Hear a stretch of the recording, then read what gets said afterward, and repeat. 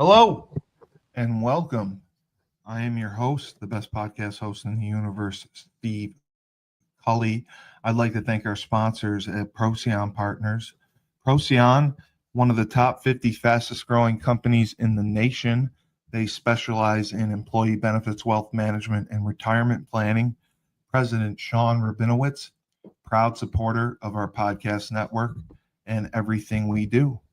Green Street Trust International, owned and operated by Rennell Jump and UConn legendary men's basketball player Jake Voskuhl. They specialize in tax plans for businesses large or small. They will save you money or get you a big fat return on your taxes. To schedule your free strategic tax planning session today, go to www.greenstreettrust.com. Pete Finch and the Finch Law Firm is located in Bridgeport, Connecticut. If you've suffered any type of personal injury, slip and fall, car accident, your mother-in-law ran you over with her car, your wife got angry one night and decided to stab you, the Finch Firm is for you. Pete has won legal battles all across the state of Connecticut. He will go to war to get every dollar you deserve in compensation. You just have to remember, in a pinch, call Finch or go to his website, thefinchfirm.com. Dynamic Human Performance is owned and operated by UConn legendary running back Andre Dixon. He trains boys and girls of all ages, all sports. He has a boot camp program 7 days a week, 6 a.m. You want to get in shape, you go to Andre. He has an athletic development program where he trains boys and girls in the sport of their choice from the ground up, helps them reach their full potential, be the best they can possibly be. Andre has sent boys and girls to college on scholarship for all different types of sports. To work with the best, he has a 5,000 square foot state-of-the-art facility in Hartford, Connecticut. Go to www.dynamichumanperformance.com. All right, I'm going to get this fixed in 1 second. Hold on. Can you hear me? Yeah. Mm-hmm.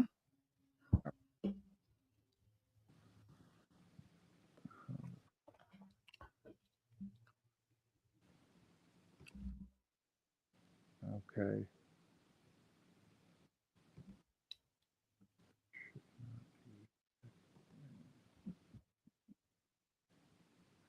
I just did this with Razul. You want to tell the people what you got going on? Yeah. As they stare at us? It should be occurring. I'm trying to figure out why. Because I just did fine.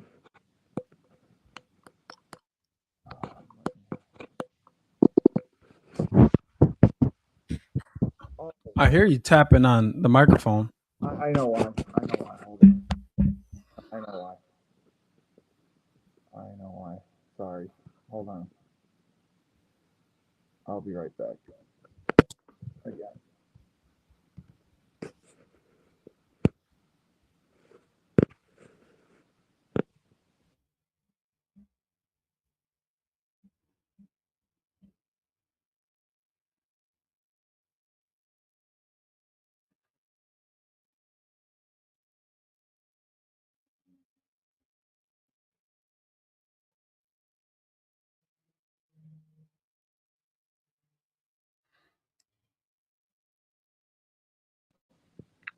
Okay. No echo? Nope, you're good. Oh, got it. Sorry. So long.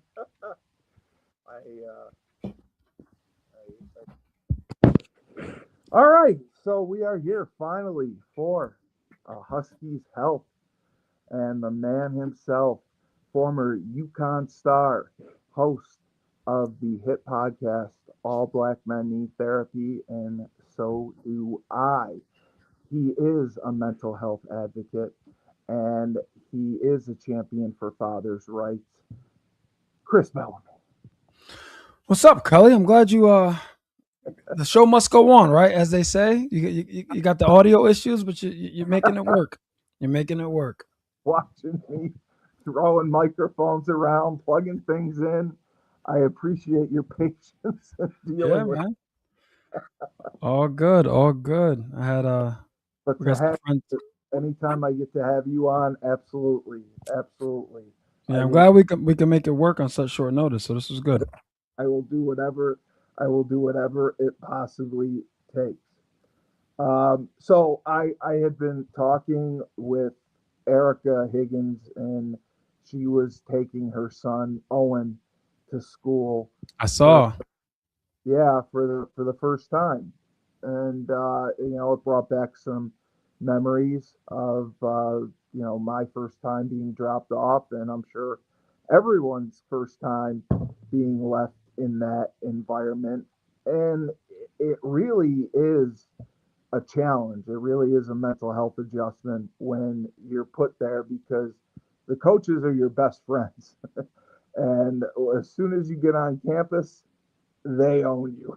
and it's a stark change because a lot of kids struggle knowing that you're there for a reason and you're there for business to win them games. And she had even asked me this if you could talk about some of the things that may go through freshmen minds as they enter college for the first time, as they get dropped off. So it's so funny you're saying this because I mean, obviously our experience is different, right? We play football. So when I say our experience is different, because you got to remember, I got dropped off as a freshman, but also had my daughter who went to UConn, who I dropped off as well. So I got both ends of the spectrum. But the reason why I say it's funny you bring this up because I literally about 45 minutes ago I just posted something on my story on Instagram, and there's just a guy talking in front of the camera. He's like, he says something like, she's wondering why I'm so cold. She's never had a coach or she's never had a friend experience a life altering injury on the practice field, and the coach just say, "Move it up 10 yards." Like, oh, But it was. so, That's dude, exactly what it was. Move it up. dude, never forget.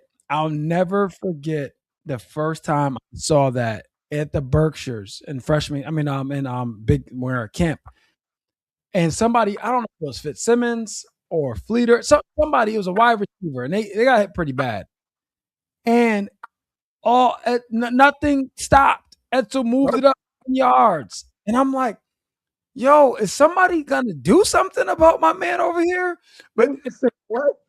Was dude, watching it was like, crazy. wow, it was bad. And I just and I think that moment, that was my first moment that like the welcome to college football, like that was my first. I didn't get any big hits to like, welcome to college football, but like that when that happened, I'm like, oh, okay, this is different over here. This is different. So I I bring that up because that's to your point, right? So again, speaking from an athlete perspective, you got being away from your parents, which in most cases um is the first time for a lot of people. And then you got the one, you're going to college, right? More autonomy from an education standpoint than you probably had ever experienced. More autonomy from a freedom standpoint than you may have experienced without with not no longer being home. And for some people, they're being exposed to things they've never been exposed to before. Like for me in particular, the first time I ever got drunk was in college. Of course. So I didn't drink in high school or anything like that. So I didn't know what that stuff was about. Not that I didn't know what it was about. I didn't know how it was going to affect me.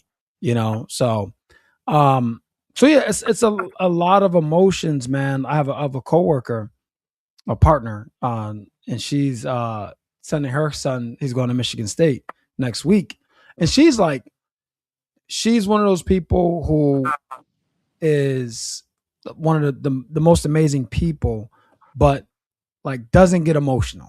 Like she's just not that person.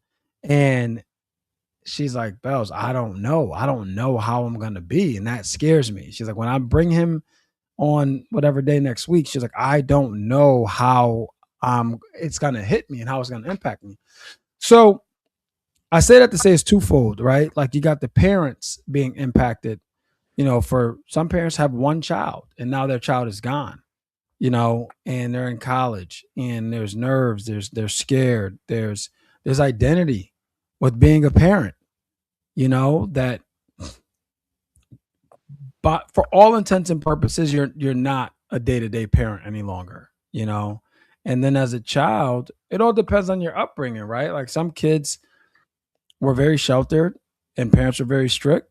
So when they get there, they couldn't be happier to be in college, and they explore all the exploring, right? So, and then there's the kids who, came up with some autonomy, but not all, and they're like, I have a pretty decent transition. Like I'm good. And there's some kids that don't know what to do when they get there, and they can't take it. So I'm kind of all over the place, but just bear with me. So one of the things that plagued a lot of athletes from specifically where I'm from, but in general, the inner city, one of the things that plagued a lot of athletes is when they went away to college, we always wanted to come back home. Like we always wanted to come back home. And it's because, I mean, everybody's different, but it's like there's a comfort there. You got to think like if like some of the best athletes that I've known from Connecticut, basketball or football, some of the best athletes didn't make it through college. When I say college, I mean that freshman year, because they came back, just to be home where nothing has changed, but it's comfort.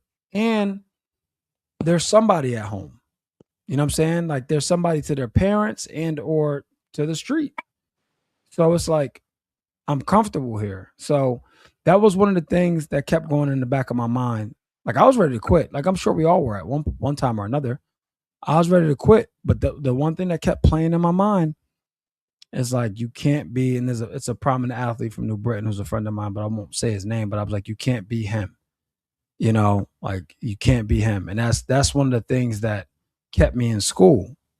I'm like, I don't want to be him. I don't want to be that person. I'm like, man, Bellamy was really good in high school, and then he went off to UConn, and what could have been, so that was my thing. So yes, as an athlete, you have a lot of things pulling at you. You have the you're orientation while you're practicing too.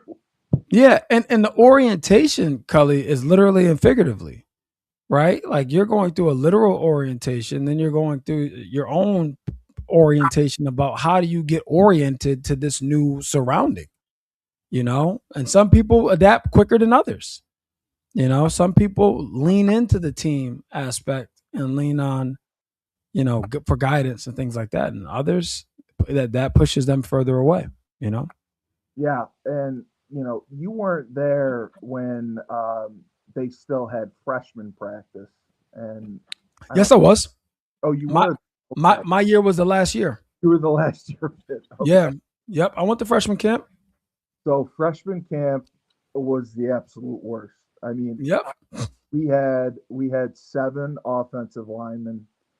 The first day of freshman camp, we had doubles. After the first practice, we had lunch with the group and everything. We come back for the second practice. There's a note in one of our linemen's locker saying, I quit. I can't do this. Bro. And I just remember being shocked. In my opinion, the only purpose of freshman camp is to get people to quit. Like it was brutal. Yeah. Bro, I'll never forget. His name is Walter Champion. We played against each other in high school. We used to, he went to Weaver High, I went to New Britain High, and we would share, not share, but we would go to what was called Camp Roland at the time, which was the military base out in Niantic. and we would practice for preseason. So it was Weaver High School, New Britain High School, and 1 year Bloomfield High School went. And but he walked on. He walked on to the team with us, and he's a familiar face. So we was chopping it up and everything like that. He was a wide receiver. I'll never forget the freshman camp. The Hartford Current had him on the front page of the sports section, throwing up, and and either that was his last day or the next day was his last day. Like, we didn't see him again. You know what I mean? Like, and it was serious, man. It was serious. Like, that's why, dude, non-scholarship athletes, they have the utmost I have the utmost respect for non-scholarship athletes, because they are doing this for the love of the game. And I don't know if it could be me, Cully. I don't know. Like, I wanted to quit with a full scholarship. I don't know if I would have made it if I wasn't on full scholarship. I can tell you, at the end of that first day, all of us were calling home. And I didn't really know Ed at the time, which is even funnier. Oh, man. And I was on the phone with my dad. I was like, Dad, I don't know if I can do this. I think I want to come home. And he gave me a very shocking answer. He was like, no problem. You want to come home? We'll look at SUNY Albany. We'll look at Colgate. We can look at other schools. If you don't think you can do it, no problem. And I was shocked at that answer. And I covered the phone. I turned around to Ed, who I'd known for one day. And I just asked him, I said, Ed, what are you thinking? What do you want to do? Are we staying or are we going? And he goes, full scholarship, man. I'm staying. So, and I always tell a story. I go, yeah, Dad, I guess I'm staying. So I'll let you know how things go. Bye. But bro, yeah, that's the reason to stay. If Ed had said, no, man, I think I'm out, I think I would have left. But Ed said, yeah, I'm in. How interesting is that? That you got an answer that you weren't expecting. I wonder if you would have got the answer you were expecting, would your decision be different? Right? Like out of spite, could you? I mean, we will never know, right? But my best friend, he had the same conversation with his mom, and she responded the same way your dad responded. Basically, oh, yeah, come on, we'll come get you right now. And then that took him back. He's like, wait, I just can't quit this easy. So what's interesting, man? Maybe that's it. Maybe that I didn't even think about that part. Maybe that answer was why, hearing that changed everything. Yeah, because you're not expecting it, so it kind of like caught you off guard. Yeah, it did. So, yeah, bro. You know what's crazy?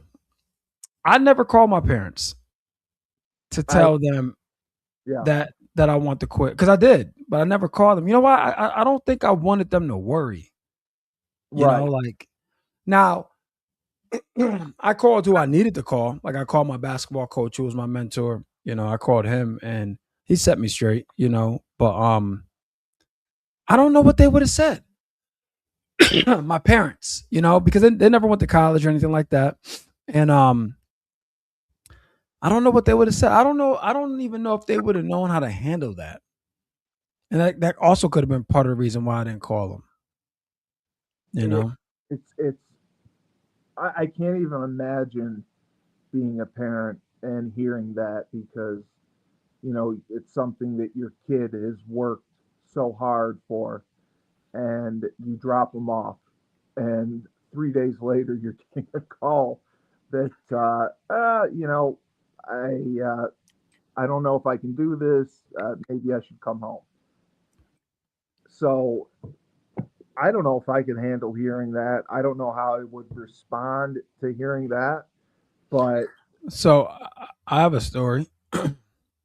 So my daughter, she didn't play a sport or anything like that. So background, my daughter's dream school, for one reason or another, was University of Rhode Island. She didn't get into URI, but she got into UConn. And she got into UConn and a bunch of other Connecticut schools, but UConn was the best. of all the schools she applied for. Well, I guess she got into Quinnipiac too, so I guess that's kind of questionable. But anyway, it doesn't matter. So she got into UConn, but she had to go through the summer program. So she went through the summer program. Let me back up. Before she decided on UConn, she was so adamant about not going to UConn and that she said she wants to go to Southern. And I'm like, Southern's not a bad school unless you're comparing it to UConn. Then it's like it's not as good, right? So I'm like, you know what? It's your life. I know this is a bad decision, but it's your life. So if this is what you want to do, I'll let you go ahead and do it. I go to start to fill out the financial aid package and all of that. And Southern had the nerve to be more expensive than UConn. Not by a ton, but enough to piss me off. You know? So on principle, I'm like, I'm not doing this. Like, I'm not paying more money for you to go to Southern. A worse school. Yeah, for inferior school. I'm not doing that. So I'm like, you can go to UConn and stay for a year. And if you want to transfer to URI, you're more than welcome to do that. But I'm not paying for Southern. So then she goes to the summer program begrudgingly. And after the first week or so, 2 weeks, whatever, she comes home. She's like, I'm not going back. I'm like, yep. She's like, I'm not going back. I'm like, all right. I was like, but if you're going to be in my house, you're going to have a job or you're going to go to school. So, you know, take your pick. You figure out where you're going, but you don't got to go back to UConn, but you're going somewhere. And she's like, yeah, but if I stay, are you going to ground me?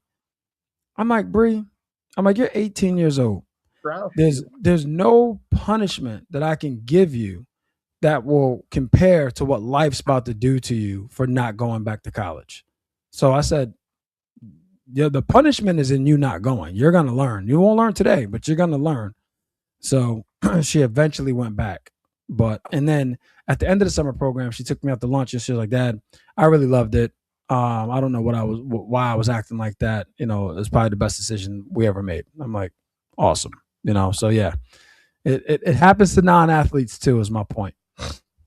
No, I completely agree with you. Absolutely. This was a question that was asked by someone who is going to a MAC program. When did the pressure to perform stop being motivating and start becoming mentally exhausting?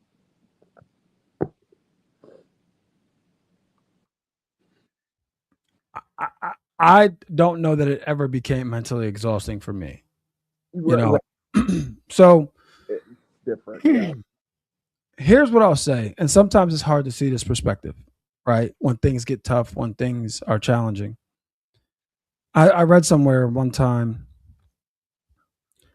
like, we could wake up, you know, for those folks who either go to school, go to work, whatever you do that can be, go to the gym, right? Whatever you that can be challenging, whatever you do that can be challenging. We can wake up and say, man, I got to go to the gym, or man, I got to go to work. It's like, no, you actually get to do those things, right? Like those things are a privilege. You're lucky to have them. Yeah, right. Like, and sometimes, don't get me wrong, it's hard to see that perspective, but don't forget, it's still a privilege, regardless if you can see it or not. You know, so the fact that you are mentally exhausted from performance means somebody cares enough about you that they have expectations for you, right? Like, think about it like that. Now, again, I'm not mitigating or minimizing the mental drain or strain that you're feeling. I'm not minimizing that. Those are real things. But what I'm saying is perspective, right? Perspective is everything. If you are that mentally drained from the performance component, I would suggest you speak to somebody, right, who can help you. Yeah. But remember, there may be a time in your life where nobody expects anything from you. And I don't know that you're going to like that place, right? that may be the worst place for you to ever be in when there's no expectations for you. So just perspective. By far. And if you're mentally exhausted, you're probably a lineman. And I can tell you, it's just going to keep coming. So do your best to study your assignments overnight. Know who you have in pass pro. Don't get the quarterback killed. It'll become easier. I promise. Promise. Dude, like running backs by no means had it easy. No. but linemen, dude, you guys, man, you're the biggest humans on the field, and you're doing everything that everybody else is doing. You know, like that's I'm not gonna lie.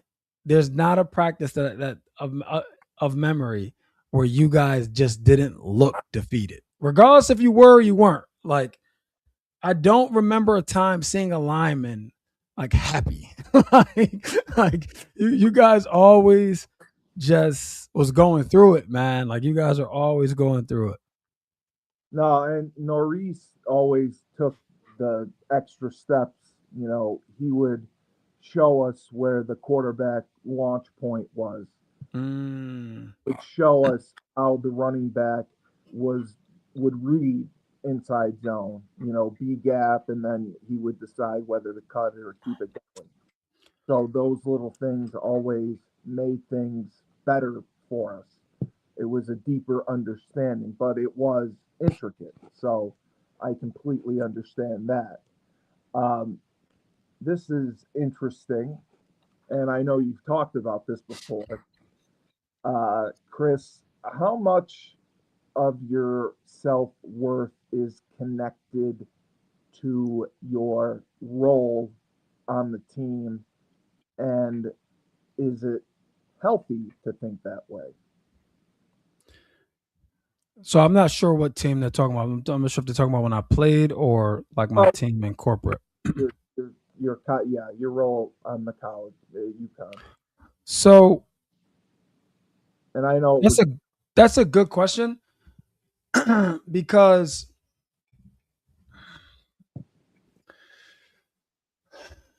I think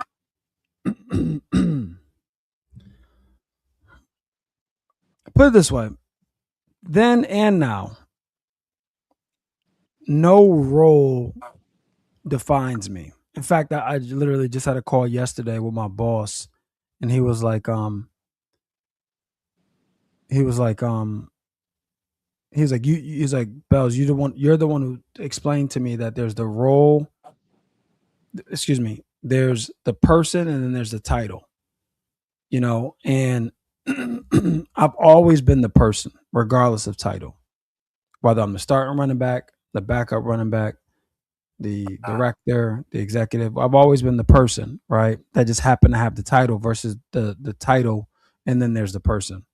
So it's a two-part answer. So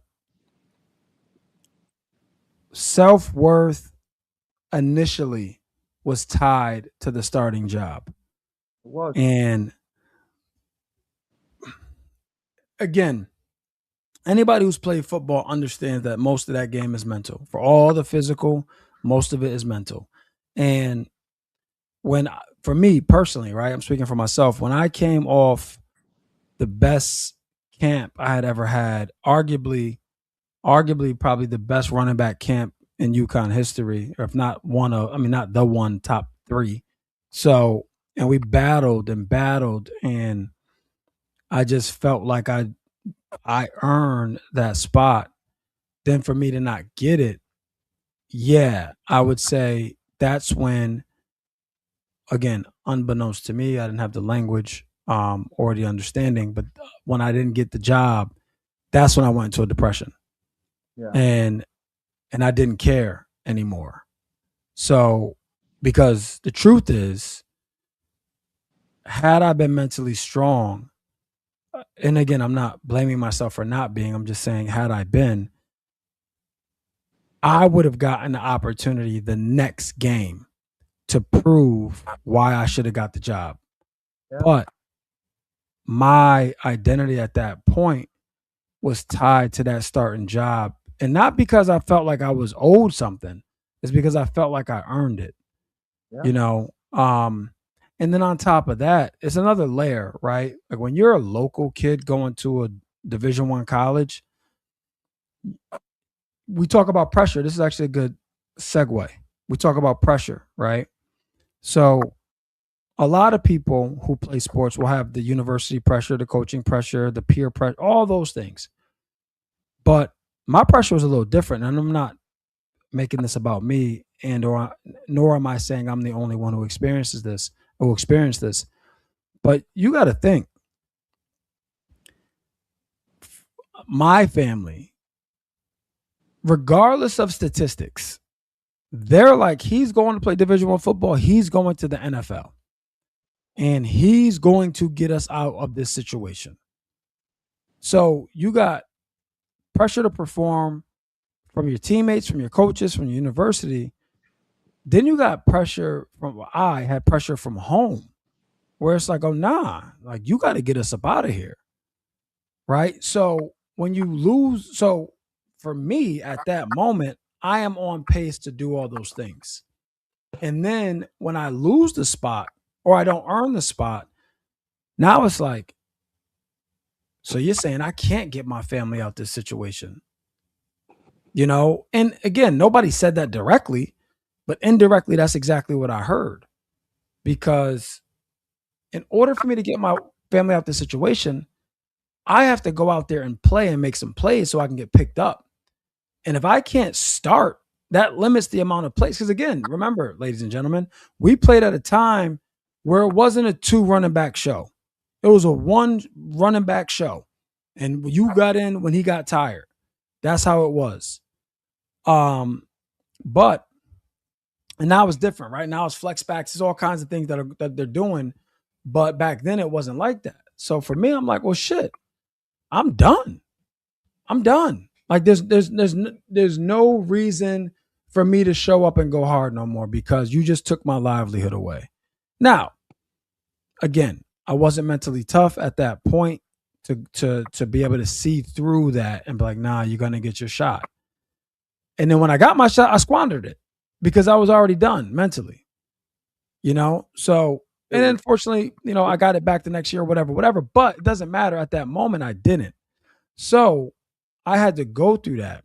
And then because I went through that, I never, from that point on, I never got too caught up in the title, right? Because that's what you're asking me, right? Like the role of the captain, the role of the starter, the role of the leader, like how much of your identity was tied to that. I never got caught up in that. I was just like, from that point on, I went through that bad situation mentally. And I'm like, all right. From that point on, I'm like, don't count the plays, make the plays count. Literally, I would say that going up for every rep in practice and every rep in the game after that, me going through that situation. So to answer your question with the short answer, I did tie my identity to my title prior to losing the job. And then once I lost the job, I was able to understand who I am at my core and what I need to do, regardless of circumstances. Yeah. And I was in a similar situation because when you have a freshman who comes in and plays over you, you do think the sky is falling. You do think that you're not going to get another opportunity. And my identity was really tied to that. And I felt the same way when I went through a phase when I wasn't starting. I tried too hard. I got hurt and I kept playing through it. And it took Norris, our offensive line coach, who would never do this, who told me you're done and to go get treatment. And but that's how bad I wanted to play.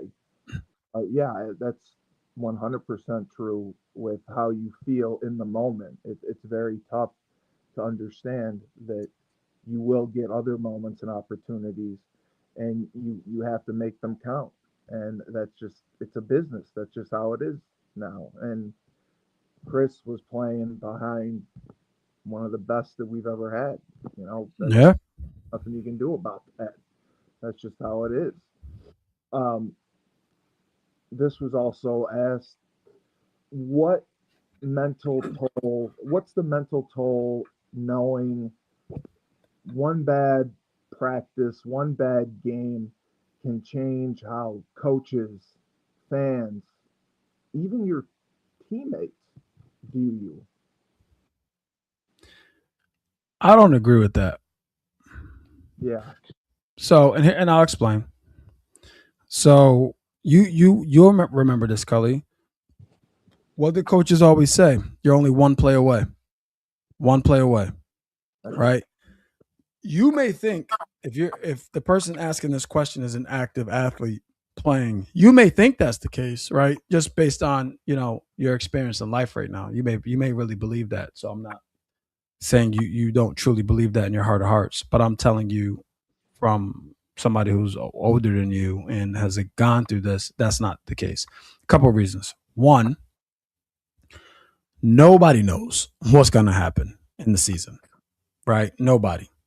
So you never know when you're going to get a chance to redeem yourself, right? Two, you got to have a short-term memory. Now, I will say it's easier said than done, but you have to have a short-term memory. Three, everybody loves an underdog. Everybody, right? Think about it. Like, just again, you're asking me the question, so I'm giving you my experience. When I lost my spot, I went to wide receiver. Like, I played wide receiver, right? And I probably could have been really good if I really applied myself. I mean, I was still in the 2 deep and all of that, but I'm just like, or three, I was 3 deep.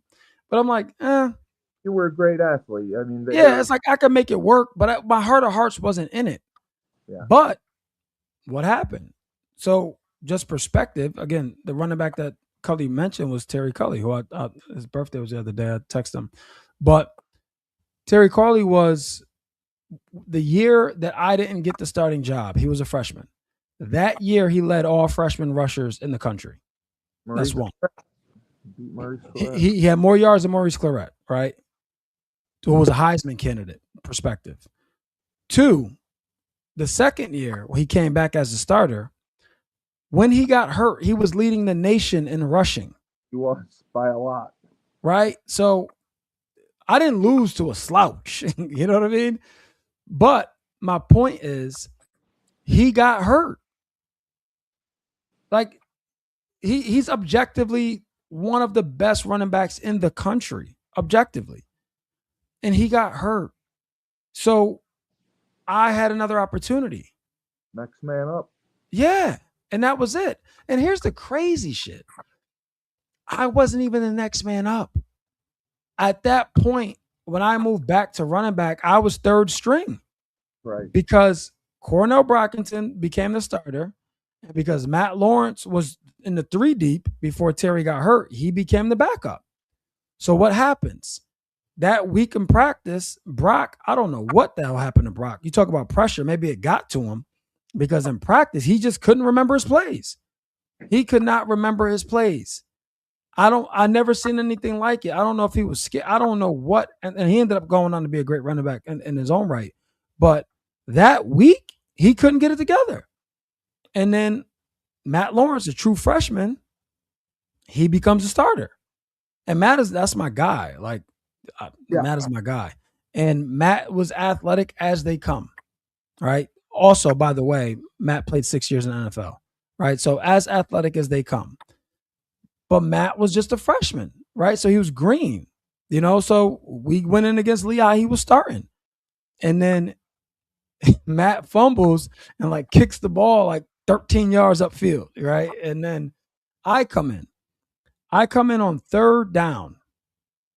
Right? I'm just giving you perspective on how things can turn around. I come in on third down. I get the handoff and I fall. I slipped and fell in the backfield. So I'm like, oh, they ain't never put me back in the game. Right? But I'm like, as soon as I said that to myself, because remember, I'm coming off a year where I was in a depression. So I'm like, next play up. Don't count the plays, make the plays count. That's what I said to myself after I got off the ground. After I said they never put me back in, I was like, make the plays count. And then I ended up going off right on a tear, right? But my point is, it's never about one game or one play or anything like that. Like you're always, you never know when you're going to have another opportunity. But the key to that is you have to stay ready. Don't take yourself out of the game. You can't THO, right? Took himself out. You can't be that guy, because when the opportunity presents itself, you're going to squander it. And again, and listen, I'm speaking from experience. It's easier said than done, but that's why you have to leverage your resources. I didn't have these resources when I was going through this. I had to get myself through this. You know what I mean? And there was nobody I could call. Like there wasn't any friends or family members who played college sports that I could lean on and be like, yo, that's what I'm going through. And they can give me words of encouragement, right? I was creating my own path. So that's what I would say. I'm like, don't believe one bad game, one bad play is the end all be all. Everybody loves the underdog, and you're only one play away. All right, I'll give you this last one because this was interesting.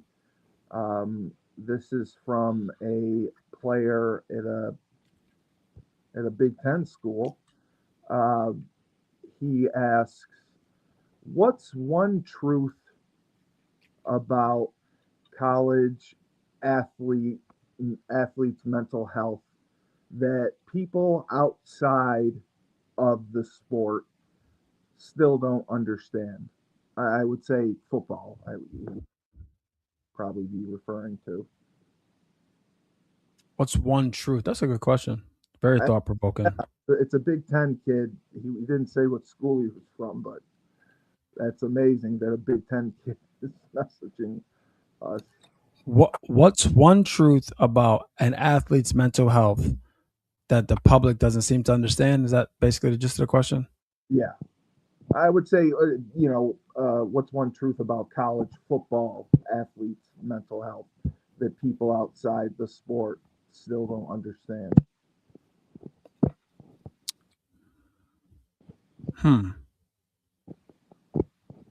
Still don't understand.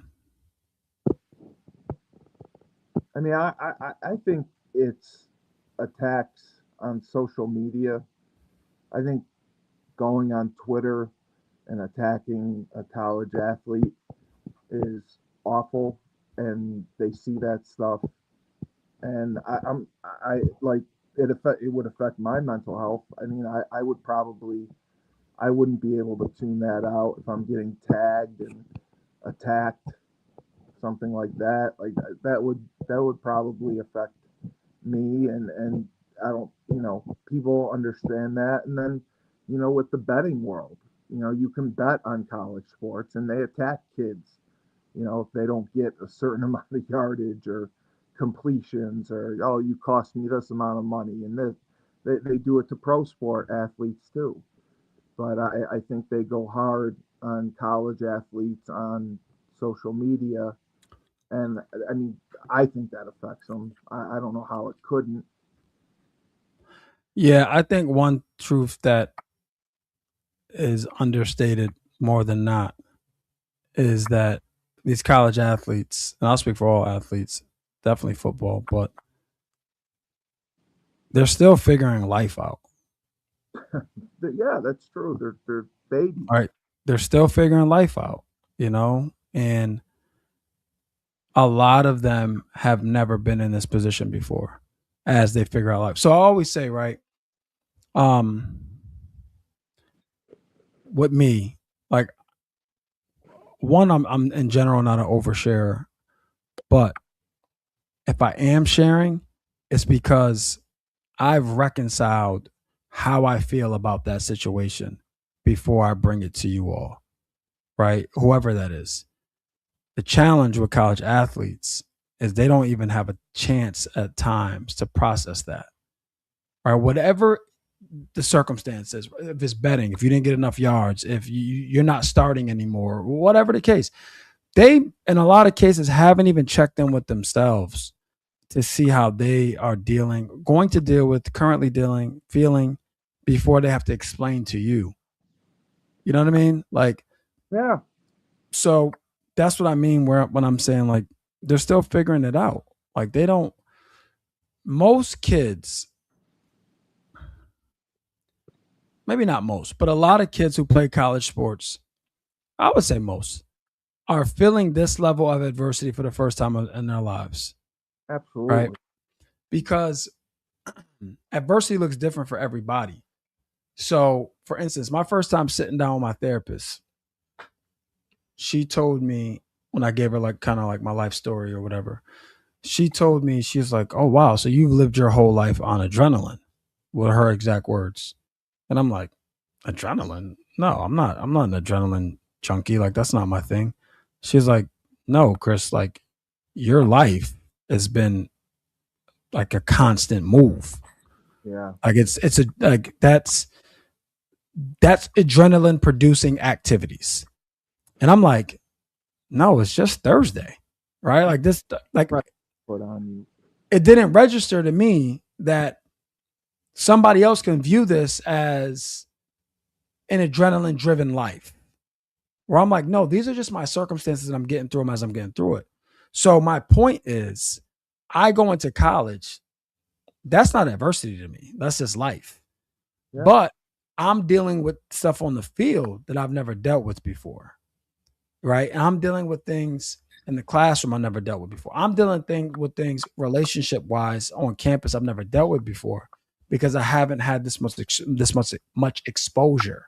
Right. So we can say the reason why I said most is because kids have had hard lives before they got to college, but a lot of them don't even view that as a hard life because they don't know any other life.